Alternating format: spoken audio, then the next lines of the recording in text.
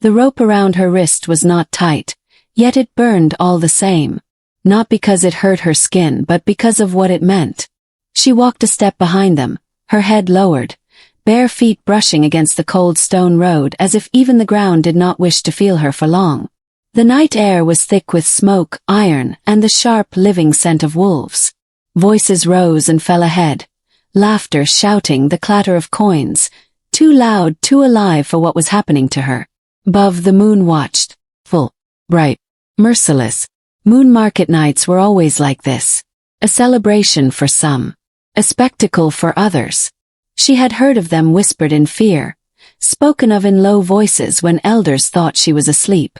Auctions, trades, bonds sealed with silver and blood. She had never believed she would be here. Her mother did not look back. Her father's hand wrapped around the rope with impatience, not care. His grip was firm, efficient, like someone leading an animal that might hesitate. "Walk properly," he said under his breath. "And keep your eyes down." As if she still carried the power to shame them. They passed between torches that spat sparks into the night. Heat kissed her skin, then vanished. Shadows crawled over her thin dress, a dress chosen not for warmth or dignity, but because it showed enough to prove she was whole. Unbroken in body, at least.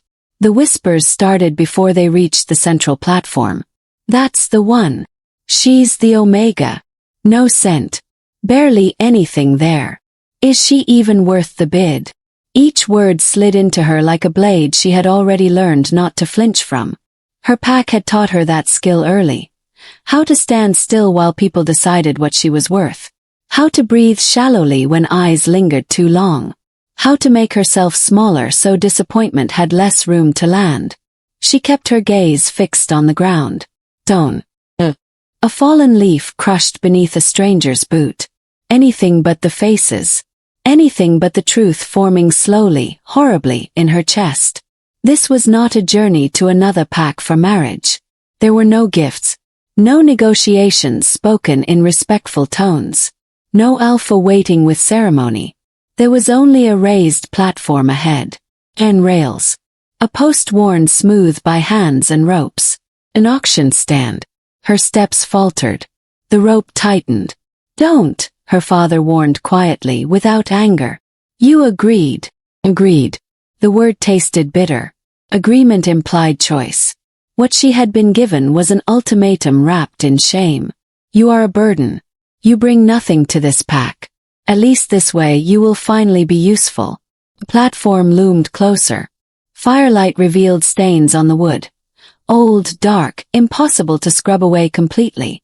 She felt her heart begin to pound, not fast but heavy, like something sinking. They led her up the steps. Every creak echoed. The crowd shifted, interest sharpening. Eyes followed her openly now, measuring, judging. She felt herself disappear under their gaze, reduced to parts and potential. Her mother finally turned then. Not to comfort her. To straighten the neckline of her dress, tugging it just low enough. "Stand still," she whispered. "And don't speak unless spoken to." Her hands were cold. Then they stepped back. The rope was tied to the post. And just like that she was alone. Bell rang somewhere nearby. Clear. Sharp. Final. The auctioneer's voice carried easily across the square, practiced and smooth. "Omega female. Of age. Bonded. No prior claim." Each word landed like a verdict. No mention of her name. No mention of her heart. No mention of the way she had once believed she mattered simply because she existed. The crowd murmured. Some scoffed. Some laughed softly. "Barely smells like anything," someone said. "Rejected," I heard. Her own pack's selling her. That says enough. Her chest tightened until breathing hurt. She stared at the wood beneath her feet, but memories rose anyway. Uninvited, relentless. A childhood spent on the edges of rooms. Meals finished last, if at all. Being overlooked during pack gatherings, then blamed for it. Hands pulling away when she reached out. Voices lowering when she approached. Useless. Broken. Wrong. The auctioneer began calling numbers. Low ones. Insulting ones. Each bid felt like another layer of her being stripped away. Not even anger rose anymore. Just a dull, aching emptiness where hope had once tried to live. She realized then, fully, completely, that no one here saw a person. They saw property. Something to be owned. Discarded. Her throat tightened. Fear crept in. Not sharp, not dramatic, but slow and suffocating. The kind that settled deep and stayed. She did not pray. She had learned long ago that prayers were for those the world listened to. The auction continued. Voices overlapped. Coins changed hands. And as the night pressed in around her, she understood one terrible truth with perfect clarity. This was the moment her life stopped belonging to her. And whatever came next would decide whether she survived it at all. The platform did not empty when the bell stopped ringing. People lingered. They always did. She stood where they had left her, the rope still tied, the firelight flickering across faces that no longer tried to hide their disappointment.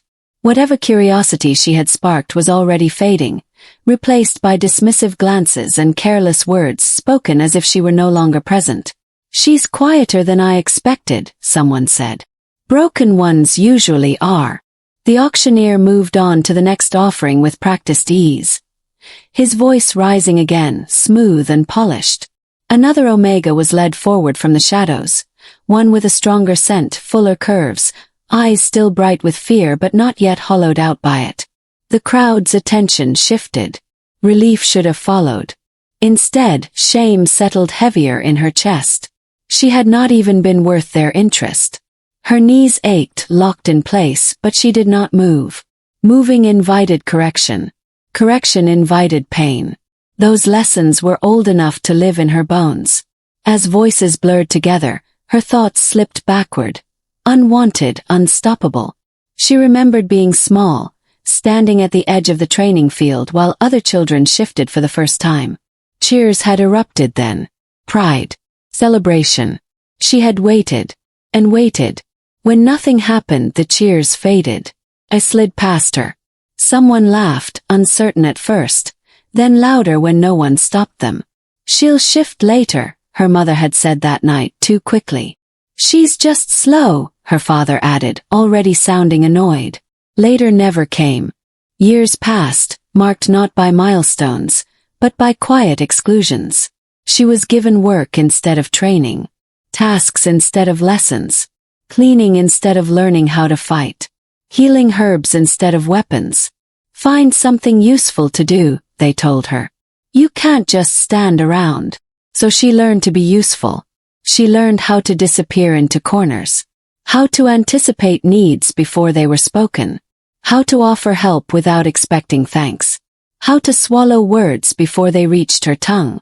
Silence became her safest shape. A sharp laugh nearby snapped her back to the present. A pair of alphas stood near the platform, eyes raking over her with open disdain. "No wolf," one said. "No bond," the other added. What kind of alpha would waste a claim on that? She lowered her gaze further, nails biting into her palms. They weren't wrong. She had known that long before tonight. In her pack, omegas were valued for softness, for loyalty, for the way they fit neatly into someone else's life. But even that had been denied to her. Her scent was faint, strange, unsettling in its absence. Too quiet, too thin, too wrong. Rejected omegas were rare. Rejected by their own blood even more so. The rope tugged suddenly as someone untied it. She flinched before she could stop herself, heart leaping, breath catching painfully in her throat. "Stand straight," her father hissed as he stepped close. "You're making us look bad." "Not you. Never you."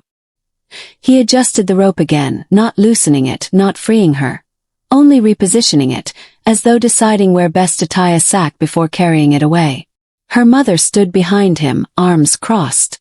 Her face was tight, pinched by something that might have once been guilt. If it was, it had long since hardened into resolve. "This is for the best," she said, eyes fixed somewhere over her daughter's shoulder. "You know that." She nodded. Because that was expected. Because disagreement would only prolong things. Because hope, Real hope had already proven itself dangerous. The auctioneer returned eventually, his gaze flicking over her with faint irritation, as if she were an item that hadn't sold fast enough. "We'll resume bids shortly," he announced. "Some goods take time." The word echoed. She felt something inside her chest go quiet. Not break. Breaking was loud, painful, noticeable. This was softer. Like a door closing gently and locking itself from the inside. She stopped wondering who might buy her. Stopped imagining a different outcome. Cruelty was predictable. Pain was familiar, though she could survive. It was kindness she feared. Because kindness made promises the world never kept. She straightened her spine, lifting her chin just enough to breathe. If someone bought her, she would endure it. She always had. She would give them obedience, silence, usefulness. She would give them everything she had left, and ask for nothing in return. The bell rang again, sharper this time, cutting through the noise. The auction resumed, and somewhere deep within her, she finished burying the last fragile piece of hope before anyone else could take it from her first. The bell's echo faded, and for a moment, the market seemed to hold its breath. The auctioneer lifted his staff, eyes scanning the crowd, voice ready to rise again. Torches crackled. Someone coughed. Coins shifted in pouches. Then it happened. The air changed. It was subtle at first, an almost imperceptible tightening, like the moment before a storm breaks. Conversations faltered. Laughter died mid-breath. Even the fire seemed to bow lower, flames bending as if in recognition. She felt it before she saw him. A weight pressed gently but firmly against her senses, not suffocating, not violent, commanding in its calm. Her heart stumbled, then slowed, as if something ancient had reached out and steadied it. A path opened through the crowd without a word being spoken. Boots struck stone with unhurried precision. Each step was measured, deliberate, as though the ground itself had agreed to carry his weight. Shadows clung to him, retreating only when the firelight could no longer ignore his presence. Alphas stood straighter. Omegas lowered their eyes. The auctioneer swallowed. She dared to lift her gaze. He was taller than the others, broader through the shoulders, his dark cloak hanging heavy with authority rather than ornament. His expression was controlled to the point of stillness, carved from discipline and restraint. Silver glinted faintly at his throat, a mark of rank so high it did not need announcing. This was no local alpha. This was a king. Whispers rushed through the market like wind through dry leaves. "That's him. Why would he be here? He doesn't attend auctions." Her pulse thudded painfully loud in her ears. Instinct screamed at her to look away, to make herself small again. But something held her there, frozen, caught between terror and a strange, aching awareness. His eyes found her. They did not roam. They did not linger where others had. They simply stopped, and stayed. She braced herself for hunger, for cold appraisal, for the sharp, possessive gleam she had seen in other alphas. Never came. Instead, his gaze was quiet, focused, heavy with thought rather than desire, as if he were seeing something beneath the thin fabric, beneath the bowed posture and trembling hands. As if he were seeing her. Her breath hitched. The auctioneer cleared his throat, nerves bleeding into his practiced tone. "We resume bidding. Omega female unclaimed. Starting price." A hand rose. Not rushed, not dramatic, just a single, controlled movement through the firelit air. The crowd gasped. The number spoken was higher than any before it. Higher than her family had dared to imagine. Silence followed, thick, stunned. Her father's head snapped toward the bidder. Her mother's breath caught audibly. Murmurs exploded around them, disbelief sharpening every word. That's absurd. For her. He must be making a point. The auctioneer stared, then stammered the next call, voice shaking as he attempted to regain control. Another bid followed, tentative, quickly crushed by a higher one, his. Again. And again. Each number landed like a blow to her chest. Not relief. Not gratitude, fear. No one paid that much without expectation. No one with that kind of power bought something they did not intend to own completely. Her fingers curled, nails digging into her palms as her pulse raced. Whatever awaited her now would not be small. It would not be survivable in the way obscurity had been. The final call rang out. Sold. The word cracked through the night like a verdict. She barely registered her father's sudden eagerness, the hurried untying of the rope, the murmured thanks spoken too quickly to sound sincere.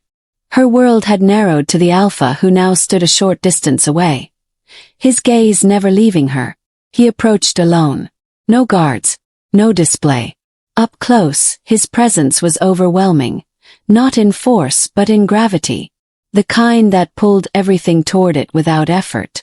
She lowered her head instinctively, throat tight, waiting for a command. None came. For a heartbeat, they stood there in silence. Then, in a voice low and steady, he spoke. You will come with me. Not cruel. Not kind. Certain. Her fate sealed not by chains, but by choice that was never hers. As she followed him into the waiting dark, one thought echoed again and again in her mind, louder than fear, louder than reason. Power like that did not buy without reason. And whatever that reason was, it would change everything. The journey out of the moon market passed in silence. No rope bound her wrist now, yet her hands stayed folded in front of her as if it still did. Habit clung tighter than chains ever had. She walked where she was guided, through shadows and torchlight, through gates that opened at his approach without a word. She did not ask where they were going. Questions had never earned her gentler answers. The alpha moved ahead of her, his presence steady, unhurried. 2 guards followed at a distance, not watching her but watching everything else. No one spoke. No one touched her. That unsettled her more than rough hands would have. She expected punishment for her silence. Orders. Instructions. A reminder of what she now belonged to. Instead, there was only the sound of hooves against packed earth and the low whisper of night air through the trees. By the time the territory gates came into view, her legs ached and exhaustion weighed heavy behind her eyes. The land itself felt different here. Older, quieter. Power slept beneath the soil, deep and patient. They passed inside without challenge. Torches flared to life along stone walls. Servants appeared as if summoned by the alpha's presence alone, bowing low, eyes averted. She felt every glance slide over her, curious and sharp, yet restrained. She was led into a vast hall warmed by firelight and polished stone. The ceilings rose high above her head, carved with symbols she did not recognize. Strength lived in these walls, not cruel but absolute. She stopped just inside the threshold, unsure if she was meant to go farther. The alpha turned then. Up close, the calm in him was almost frightening. No anger flickered beneath his expression. No hunger. No triumph. His gaze assessed her as one might assess a fragile thing already cracked, deciding how not to break it further. You will stay here, he said. Her breath caught. She nodded quickly, lowering her eyes. He did not move closer. You will not be touched, he continued, voice firm enough that it left no room for debate. No one will command you. No one will harm you. The words fell into her like foreign objects, heavy, unfamiliar. She waited for the condition. Price did not come. A servant approached cautiously, offering folded cloth. Clean. She stared at it for a moment too long before taking it, her fingers trembling. You are free to rest, the alpha said. Food will be brought. Free. The word made her chest ache. Then he stepped back, turning away as if the matter were settled, as if she were not something newly bought but something already accounted for. As he left the hall, murmurs followed him, confused, restrained, edged with disbelief. She stood there, clutching the cloth, surrounded by warmth and safety that did not feel real. Confusion pressed harder than fear ever had. Cruelty she understood. Punishment she could endure. This distance. This restraint. This quiet protection she had not earned. It hurt in ways she did not yet have words for. Because for the first time in her life, she did not know what was expected of her. And not knowing felt more dangerous than knowing she was disposable. The room waited for her in silence. Not the heavy, watching silence she was used to, but something softer, patient, as if it did not expect her to justify her presence. She stood in the doorway long enough that the servant who had led her there shifted uncomfortably, then bowed and withdrew without a word. The door closed behind her with a quiet click. Not a lock, just a door. Her eyes traced the space slowly, carefully, as though sudden movements might shatter the illusion. The bed was wide and clean, layered with blankets that looked too thick, too warm. A hearth glowed low against the far wall, its fire steady rather than demanding. A small table held bread, soup, and a cup of water, steam curling gently upward. Nothing was bolted down. Nothing was chained. She took one hesitant step inside, then another. The floor was warm beneath her feet. She pressed her toes into it, grounding herself, waiting for someone to shout that she did not belong here. No one did. Her breath slipped out in a shallow rush she hadn't realized she'd been holding. She set the folded cloth on the bed and unfolded it. Clean garments fell free. Simple, soft, sized for her without being revealing. Not a costume. Not a display. Her hands shook as she changed, every movement cautious, listening for footsteps that never came.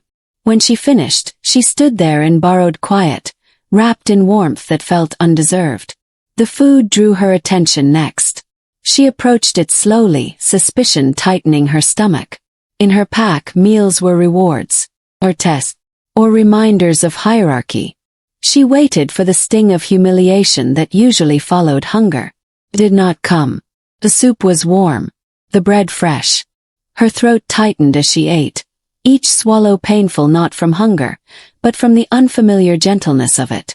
She forced herself to stop before finishing everything, instinct whispering that taking too much was dangerous. Then she sat on the edge of the bed. The mattress dipped beneath her weight, soft and yielding. She stiffened, ready to spring away if needed. But the bed did not betray her, simply held. Minutes passed, perhaps longer. Exhaustion crept up on her without warning, heavy and insistent. She lay back slowly, fully clothed, hands folded over her stomach, staring at the ceiling. No chains rattled when she moved. No lock clicked into place. She turned her head toward the door, heart pounding, waiting for it to open. Didn't. Sleep came in fragments at first. Shallow. Easy. But somewhere between one breath and the next, it deepened. Her body surrendered despite her mind's resistance. For the first time in memory, no one woke her with a shove or a shout. When she stirred again, dawn light filtered through the window in pale strands. She blinked, confused by the absence of pain, of fear, of urgency. She was still alone. Soft knock sounded. She jolted upright, pulse racing. The door opened only when she answered, a servant entering with a tray of water and clean linens. The woman kept her eyes lowered, movements respectful. "The Alpha's orders," she said quietly. "No one is to disturb you." Alpha. The word settled differently now. After the servant left, she stood and crossed the room, pressing her palm against the door once more. Still unlocked. Still hers to open. She did not. Instead, she returned to the bed and sat in the quiet, something fragile beginning to form in the hollow of her chest. Not trust. Not yet. But the faint, dangerous outline of hope. And somewhere beyond these walls, unseen but ever present, the Alpha watched from a distance, allowing her space, even as his protection closed around her like an unseen shield. The whispers found her before she found them.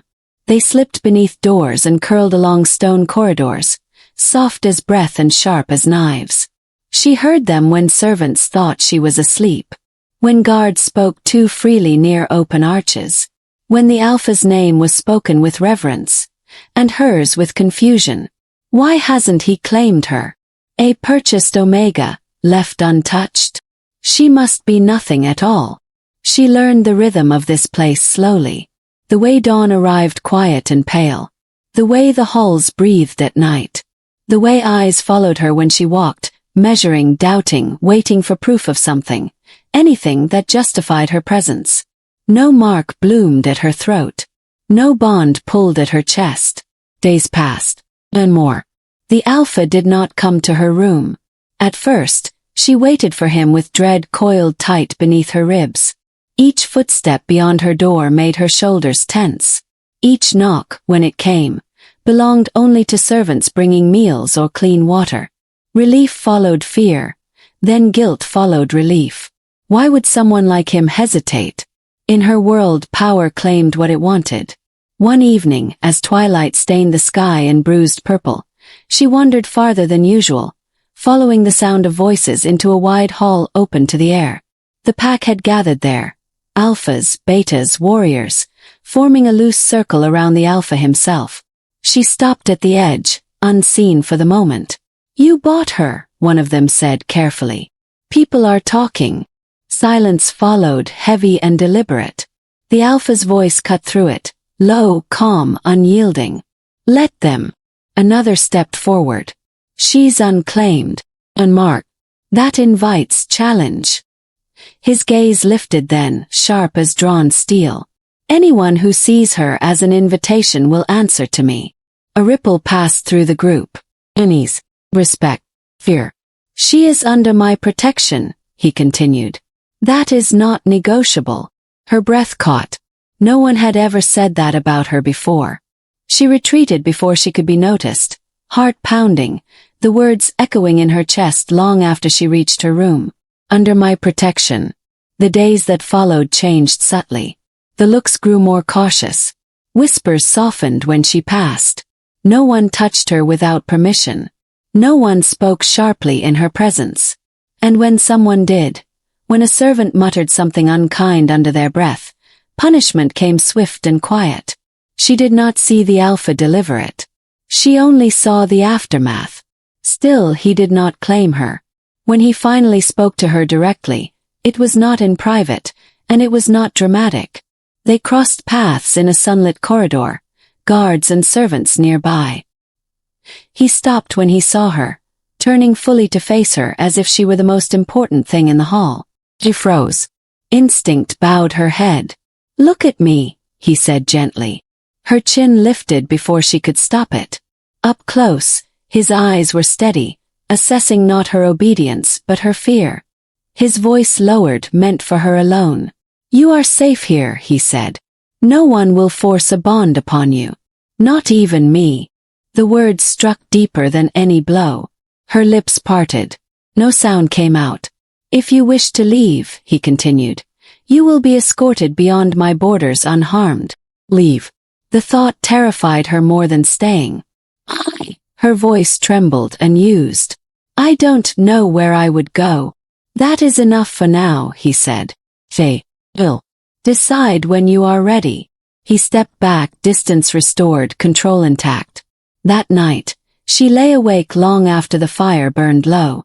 Why buy her if not to claim her? Why protect her if not to possess her? The question followed her into sleep and waited for her in the morning. Over time she noticed other things. The way his gaze softened when he thought no one was watching. The way he positioned himself between her and raised voices. The way he never entered her space without invitation. Slowly, something shifted inside her. Not desire, not trust, but recognition. He saw her, not as property, not as a broken omega, but as a choice that had not yet been taken. And in the quiet space between them, unspoken, restrained, aching, something fragile and dangerous began to grow. Not a bond, not yet, but the promise of one. Safety, she learned, could be just another fragile thing. Cracked quietly at first. A pause in a conversation when she entered a room. A look held a heartbeat too long. The way the guards doubled without explanation along the inner corridors. Hands resting closer to weapons that had once stayed relaxed at their sides. She felt it in the air before anyone spoke of it, the tension drawn tight as wire. News traveled through the pack in murmurs. Disputes along the borders. Old alliances shifting. Names spoken with care.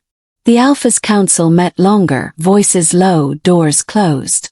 When he passed her in the halls now, his gaze lingered with a new sharpness, as if measuring distance, calculating risk. She tried to make herself smaller again. Old instincts stirred. If danger came, it would come because of her. Because she was an unknown, a purchase, a point of weakness whispered about by those who wanted to test him. The message arrived at dusk, carried by a messenger who did not meet her eyes. Her family wanted compensation. Or her return. The words reached her through a servant's tight mouth, then spread like poison through her thoughts. Her chest constricted, breath going thin and fast. She could almost hear her father's voice. Practical, cold. You owe us. You belong to us. We decide where you stand. That night, the Alpha sent for her. Not to her room. To the hearth hall. She entered to find him standing alone before the fire. Cloak discarded. Sleeves rolled to his forearms. The flames carved hard lines across his face, making his restraint look like something forged rather than chosen. They are pressing their claim, he said without preamble. They will not succeed. Her hands curled in the fabric at her sides. I'm sorry, she whispered, the word automatic. I didn't mean to cause. You did not, he cut in, calm but absolute. They did. He turned then, meeting her eyes. For the first time since the market, anger moved behind his gaze. Not at her but for her. They will not touch you, he said. No matter the cost. The certainty in his voice steadied her, even as fear tightened its hold. She nodded, unsure what else to offer. When she returned to her room, a tray waited as it always did. Bread. Fruit. Familiar. She ate slowly, careful, listening to the night settle around the walls. When she lifted the cup, the steam curled softly against her cheek. She drank. The bitterness struck a breath later. Not the clean herbal bite she expected, but sharp. Wong. Her throat tightened. Heat flared behind her eyes. The cup slipped from her fingers, shattering against the stone as her knees buckled. Pain surged through her veins like fire, then ice. She gasped, clawing for breath that would not come. Shouts erupted outside the door. It burst open. The Alpha was there in an instant, catching her before she hit the floor. His arms were iron around her, one hand cradling her head as the other pressed against her wrist, fingers searching, finding the frantic flutter of her pulse. Poison, someone said, horrified. His control shattered. Get the healer, he commanded, voice thunder wrapped in silk. Now. He carried her himself, did not wait, did not delegate, through halls that blurred into streaks of light and shadow.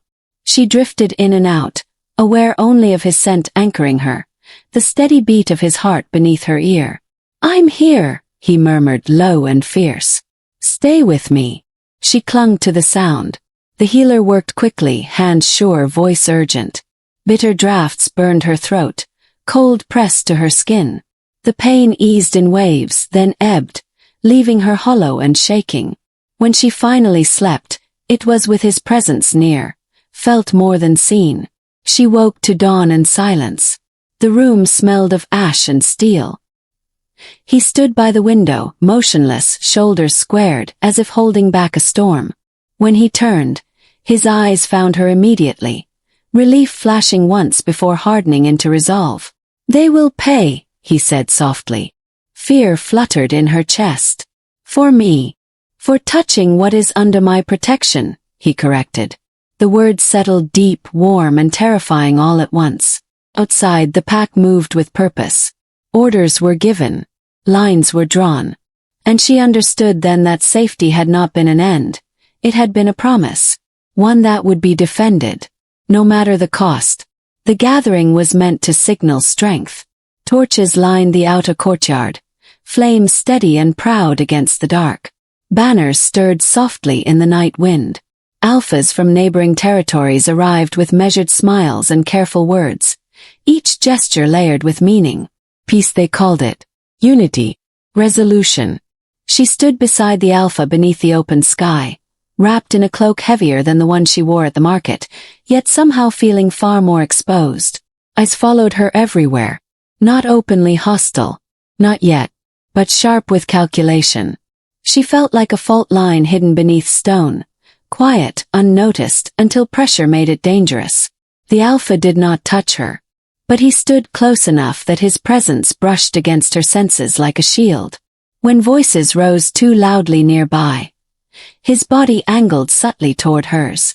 When someone stared too long, his gaze cut them short. Still, unease crawled beneath her skin. She should not have been here. She knew it. They knew it. The music began. Low drums, slow and ceremonial. The gathering loosened. Conversation fracturing into smaller clusters. Servants moved with trays of drink.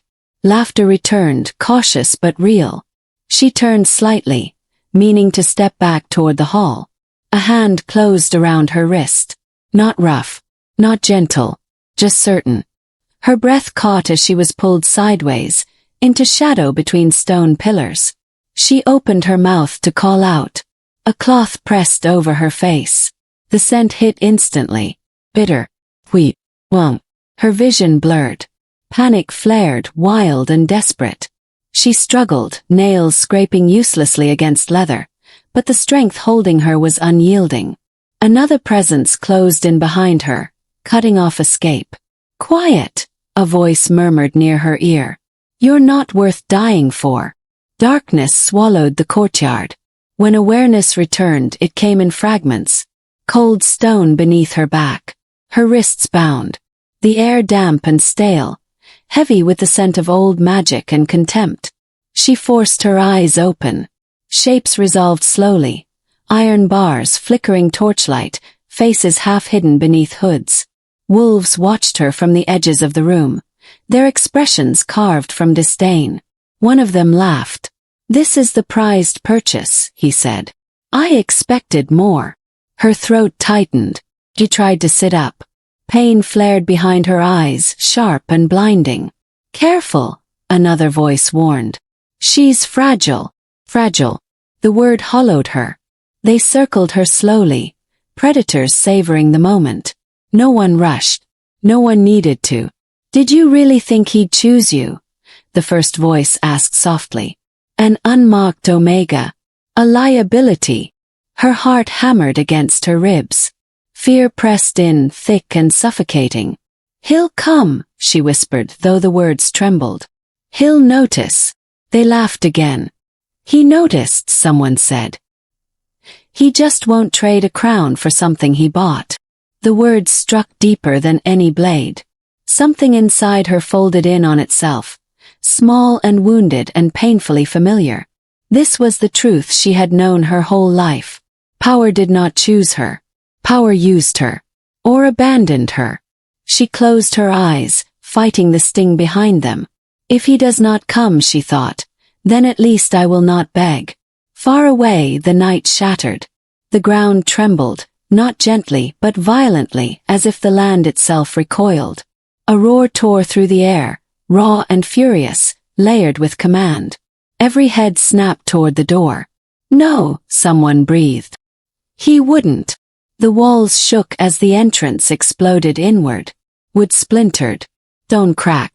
Firelight flared wildly as bodies were thrown aside like obstacles rather than enemies. He came through the wreckage like a force of nature. Not shouting. Not raging. Focused. Deadly. She felt him before she saw him. The bondless pull of his presence locking onto her with terrifying precision. Wolves fell beneath his hands, beneath his blades, beneath his wrath. He did not hesitate. He did not bargain. Those who stood between him and her ceased to matter. Someone grabbed her, dragging her upright, a blade flashing at her throat. Stop, they shouted. One step closer and the Alpha moved anyway. The blade never fell. Blood splattered the stone. Silence followed, broken only by the echo of her breathing. Ragged, disbelieving.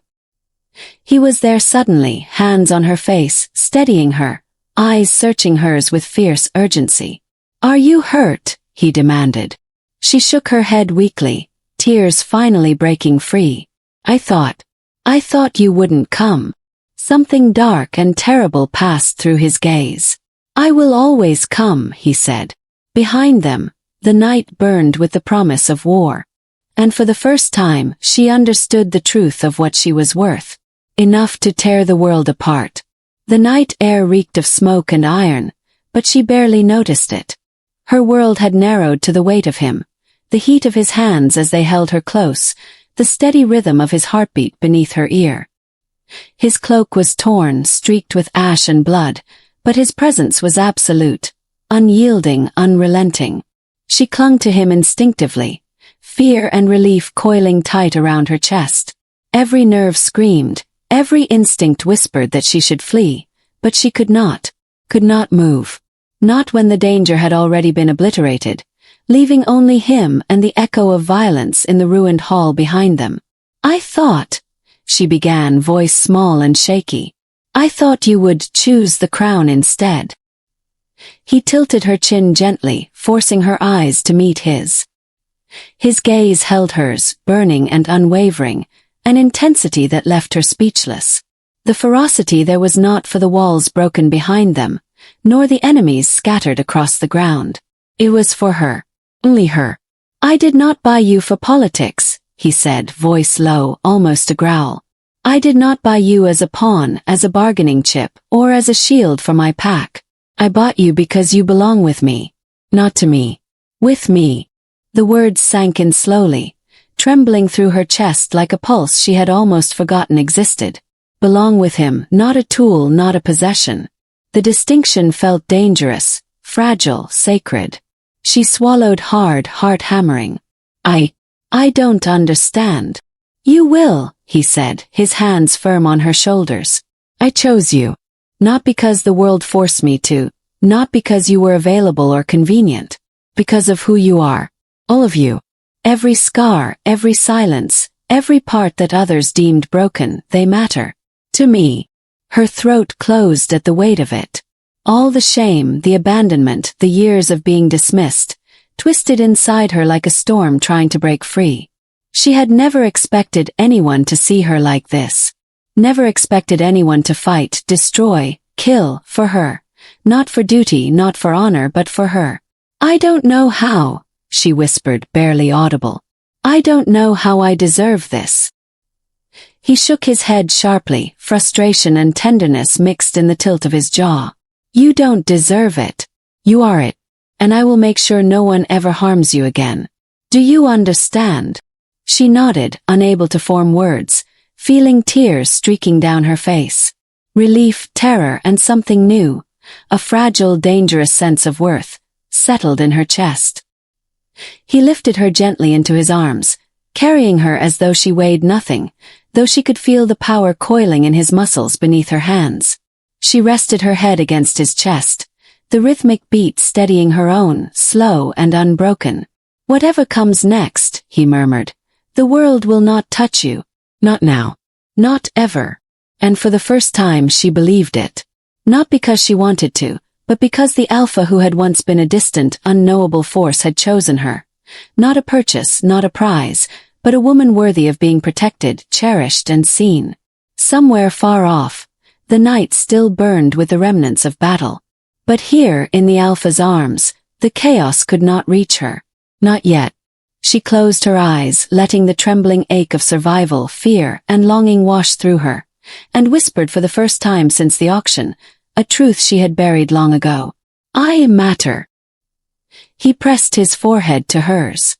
A quiet, steady affirmation that she was not wrong to think so, that she had never been invisible. And in that moment, under the shadow of a world that had tried to break her, she realized she was no longer alone. Not ever again. The moon hung high and cold over the council grounds, silver light spilling across the stone platform. The pack had gathered in solemn lines, their murmurs carried away by the night wind. Shadows stretched long and tense, dancing like restless spirits, while she stood on the edge of the circle, heart pounding, hands clenched at her sides. Her family had come. Faces she had known all her life. Faces that once taught her obedience and silence, were twisted now with anger, with disbelief. Her father's jaw was tight. Her mother's hands trembled. Both seemed to expect her to shrink, to beg, to justify her very existence. The Alpha stood beside her, calm as ever, though a storm roiled behind his dark eyes. Not in cruelty, not in dominance, but in protective fury.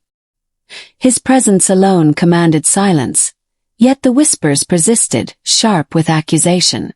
She manipulated him, her father spat, voice brittle with anger. She claimed the Alpha's favor. She betrayed her own blood.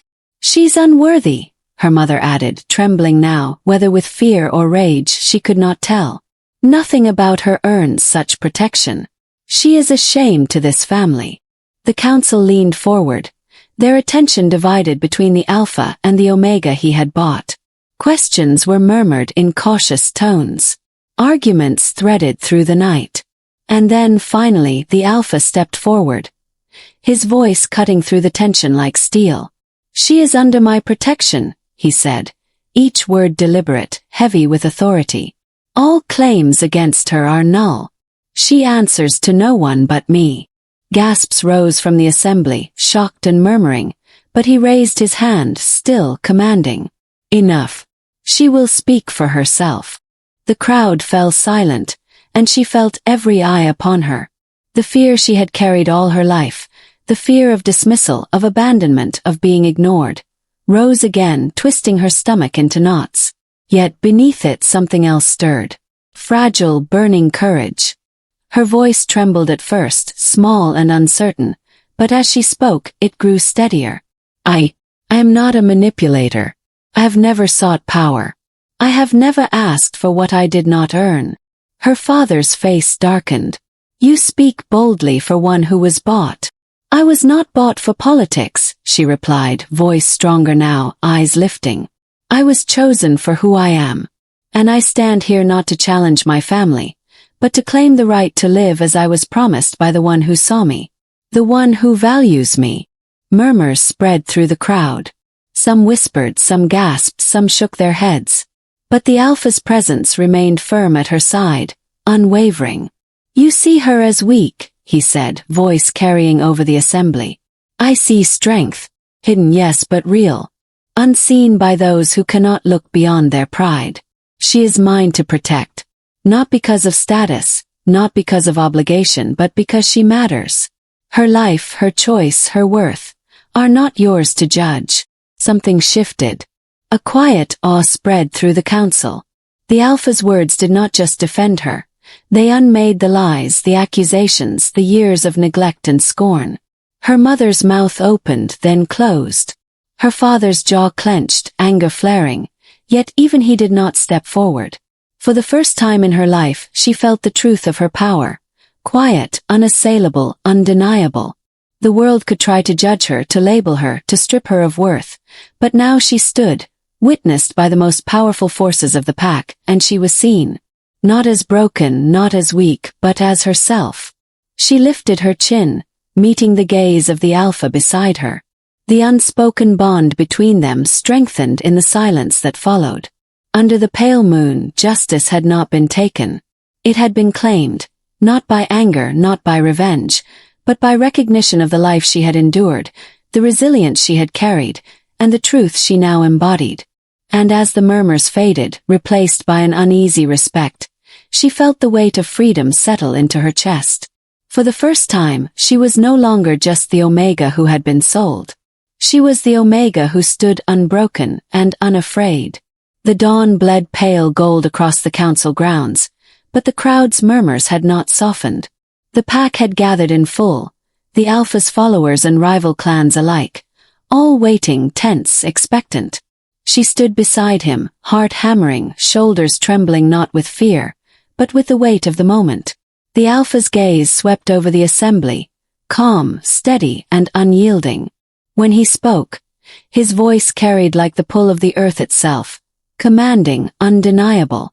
"She stands with me," he said, each word deliberate, reverberating across the stone courtyard. "She is mine. Not as an Omega, not as property, but as my mate." Shock rippled through the crowd. Whispers cut through the crisp morning air like knives. Some fell to their knees, eyes wide with disbelief. Others froze, mouths open, caught between anger and awe. Her own breath caught. The word mate struck her in ways she had never imagined. Not a title forced upon her. Not a possession thrust into her life, but a bond. A claim that spoke of choice, of equality, of fire and protection intertwined. He stepped forward, reaching for her hand, and she allowed it, trembling. The touch was gentle but electric. A pulse ran between them, unseen yet undeniable, igniting something deep and ancient within her. "Do you understand?" he asked softly, gaze locking with hers. I do," she whispered, voice breaking under the weight of the truth she had longed for but never dared to believe. He lifted her hand to his lips, pressing it gently against his own. Around them, the crowd watched, silent now, the shock of witnessing an alpha claim his mate, leaving no room for mockery or doubt. Her family remained frozen at the edge of the circle. Her father's jaw tightened. Her mother's lips parted in disbelief. Those who had mocked her, dismissed her, or sold her now faced a reality they could not undo. The alpha released her hand, stepping back to give her presence space, yet his eyes never left hers. The bond, unseen but tangible, pulsed between them. She felt it in her chest. The recognition, the acceptance, the fierce protection that had followed her from the auction, through danger, through betrayal. Every moment had led to this. Every hardship, every fear, every tear had carved a path to here. And as the sun rose higher, casting golden light over the stone and the assembled pack, she understood. She was no longer just claimed. She was seen. She was chosen. She was powerful in her own right. The murmurs of the crowd softened, replaced by an awestruck silence. Those who had doubted now bowed, grudgingly or reverently, acknowledging what had been impossible to deny. Her father's shoulders slumped, the weight of disgrace pressing down upon him. Her mother's hands fell to her sides, trembling. The legacy of ridicule, of rejection, crumbled under the alpha's declaration. She lifted her head, feeling the heat of the claim, the warmth of recognition, and the undeniable surge of belonging. The alpha extended his hand once more, and this time she did not hesitate. She stepped forward, placing her hand firmly in his, letting him lead her to the center of the courtyard, to the place where she had been sold, and now to the place where she was sovereign in her own right. The bond between them was no longer a secret, no longer hidden. It was public, powerful, unbreakable. And as she stood there beside him, hand in hand, chest to chest, she finally believed it. She was never weak. She was never worthless. She was claimed. And before the world she was his. And his alone. The castle was quiet now, the echoes of the council and the morning's declaration fading into the stone halls like a distant storm. She moved through them slowly, each step measured, learning the rhythm of a life she had never imagined she could have. The walls no longer felt cold or judging. They were hers now, in a sense deeper than ownership, safer than any chain could make her. He followed at a distance, as he always did, silent but vigilant. Not looming, not demanding, but present, a constant reminder that she was protected, respected, and seen. Some nights, she would glance over her shoulder and find him watching, not with hunger, not with control, but with the fierce quiet of one who would endure anything for her safety. The first weeks were a lesson in patience and healing. She learned to sleep without fear, to eat without suspicion, to move through corridors without shrinking into shadows. Small acts of independence were met not with rebuke, but with careful observation. A tray of tea left outside her door. A wordless nod from a guard who would otherwise have ignored her presence. Each gesture, small and understated, built the fragile framework of trust she had almost forgotten existed. And slowly, she began to see herself differently. The reflection in the polished surfaces of the halls no longer revealed only the timid, frightened girl who had been sold and abandoned.